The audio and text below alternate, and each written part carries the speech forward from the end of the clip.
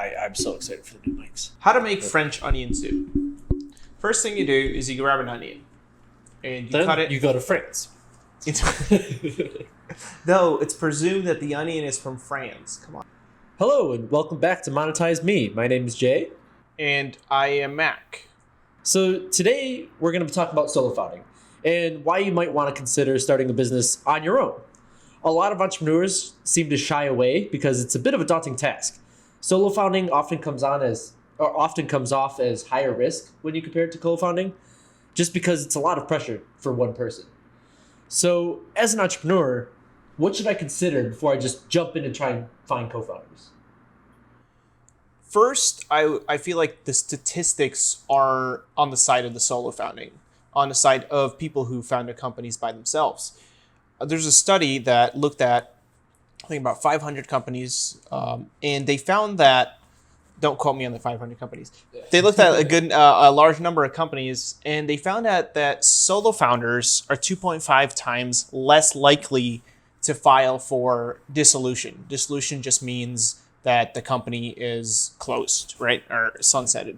So this means that solo founders technically have a higher probability of success. Again, technically. Yeah, if you just look at the solo founders that we sampled versus the co-founders we sampled, they tend to do better. But yeah, this is a study that went for a very long time, and it's very credible. Yeah, right? and So they continued the study too, didn't they? They went I mean, they looked at a different database. So this study originally was, I think, a Kickstarter survey study. Then they looked at a database, a University of Michigan database, and it cross-confirmed their findings. The other thing about solo founding, which makes it have a higher probability of success, is you don't have this aspect of bad co-founders. Yeah. Right? When you have a founding team, if there's one or more bad co-founders, unproductive, causing a lot of drama, a lot of issues, that can ruin the company. That can make you run into the ground because this one person that has a lot of equity and has decision-making power in the company is causing issues within the company, right? So overall, if you look at it from a statistics standpoint, and if you look at it just from, personal relation standpoint, you have a higher probability of success. Okay. Yeah, I mean, and it makes sense. And you can go look at the studies, just Google around. They're pretty easy to find. Another one is just decision making. When you're alone, you're the single decider. You can make quick decisions because it's just you. You don't have a bunch of people that you're collaborating with that you have to kind of agree on. Or even if you disagree, you don't have to worry about them getting bitter that their idea isn't what's being used. So you've got that going for you. And there's no friction when it comes to directing the decisions or figuring out certain things like maybe the schedule of how you want to work or how much effort is going into this because it's more important. All those decisions are stemming from you. You're the founder. You're alone. You don't have co-founders. All you have are employees and the people you're delegating to who are obviously going to listen to you. You hired them. So it can often be less stressful in that aspect where I don't have to worry about any key disagreements at a high level just because I know I'm making all the decisions. So I think that can definitely help, and it can help speed things up. Yeah, so I think it's like the way you can describe it is there's a clear vision and a clear goal for where the company is going. When you have a founding team, every person kind of has their own version of what the ultimate goal of the company is. Yeah. They have their own vision, right? Sometimes on good teams, sometimes they're on the same page and they kind of figure that out in the beginning. But a lot of times you have this founder who's like, I think this should go this way. And this founder who's like, no, we should go this way, right? And that causes a lot of frictions. And then you have meetings and follow-up meetings and follow-up meetings to just come on to decide one thing, to come to one decision, as compared to a solo founder who can make a decision in the shower and have it implemented by the time he's out, right?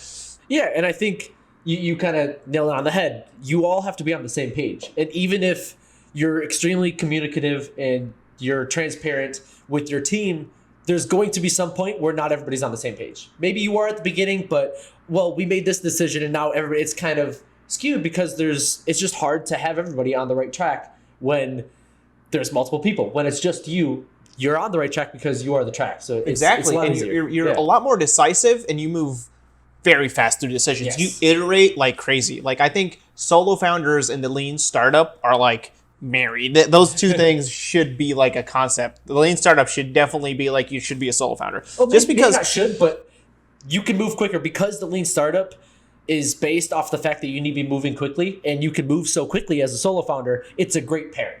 Yeah. It's not necessarily the way you need to go if you want a lean startup, but it definitely is a huge advantage in that it's quicker. Another reason is that you have a consolidation of resources, and it is cheaper. When you have multiple co-founders, you have to split the equity. Well, how much is he getting? How much is she getting? How much am I getting? Well, he's filling these roles. You have to kind of divvy it up. It can take a lot of time, which is a resource that is costing, and money because, well, it's the equity that's getting diluted. If you're a solo founder, you own 100% of the business. Yes, you're going to lose some when you get employees or go to get investors, but it's very easy to scope out how much I have worth based on what the company's worth because I own the company. And the other reason it is cheaper is if your skills cover the main core traits that your business needs, then you don't even have to really delegate that much. If I'm building an app and I'm a developer, but I also maybe have experience developing apps before where I know how to get it up on the app stores, the Google Play, and I know how to brand it a little bit, then I cover everything. If I'm solo founding, I can make my decisions quickly and I don't have to give up equity just to cover one specific aspect of that. yeah, I mean, if you're willing to learn, not just learn, but like get good at doing things, you can save so much money because you're putting in time, right? So I feel like the resource of money is not used because that it's cheaper money wise financially, but time wise you're putting in a lot of effort to kind of learn those skills. And of course you have the trade off of if you want to hire somebody and make it less cheaper money wise, but more cheaper time wise, I right? guess, yeah, it does offer that flexibility, I guess, as you're kind of hinting at. You have more flexibility in that I can either try to dedicate my time to get better at it and hone this skill, or I could delegate it. When you're with co-founders, it's like, well, he's going to work on that and they're going to work on this and I'm working on this. That's really all you got. So if you guys take a long time, you take a long time. But if you're solo founding, I can either be, I want to take the time to do this, or I'm going to just hire an expert that's great at this specific thing, hire them as a contractor, get that done real quick, and then I don't have to think about it ever again. So you kind of have this flexibility of, do I want to spend money or time?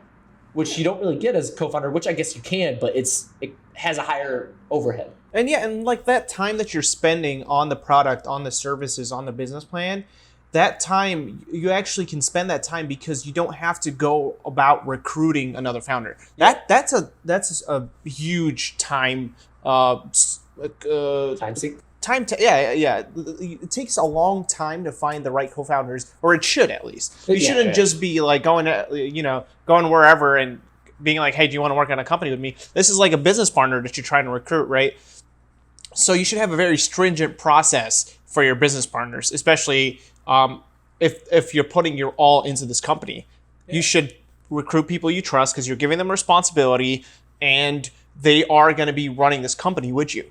Right? So when you're a solo founder, you don't need to go through that whole setup. You can hire a contractor. Yeah. And if the contractor is doing bad, you fire them.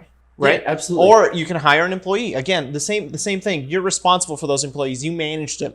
Right? As compared to a founder where you're not managing that founder, or you shouldn't be at least. And you cannot just fire a founder. That's not, you know what I mean? You can't just be like, hey, you're fired. Maybe you can, I don't know.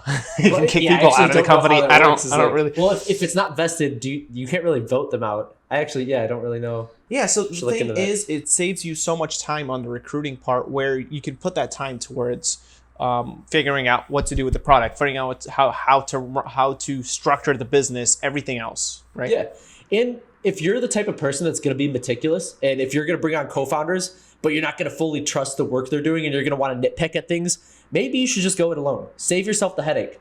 You don't have to trust anybody. You're the only founder. You don't have to trust a stranger or someone that you're bringing on to your business and just be like, I hope they do a good job. You're doing it. You could be as meticulous as you want or outsource it to experts. It can save you a big headache if you're the kind of person that is just going to get down to the details. Yeah. That's the case for solo founding. Yeah. I So guess. these are some really good reasons that you might want to go alone. And so let us know if this helps you. If you're trying to make this decision, if there's anything we missed or any questions you have, let us know in the comments. Yeah. Like, comment, subscribe. Do the things that YouTubers tell you to do. Do the things. Yeah. Do the things. It's important. Anyways. All right. Have a good See one. you next time. We'll talk about the cons of solo founding next time. So Yeah. the not so bright side. Yeah. But also what things you can do to counter it. Yeah. Absolutely. All right. Have a good one. Oh, that was on the dot.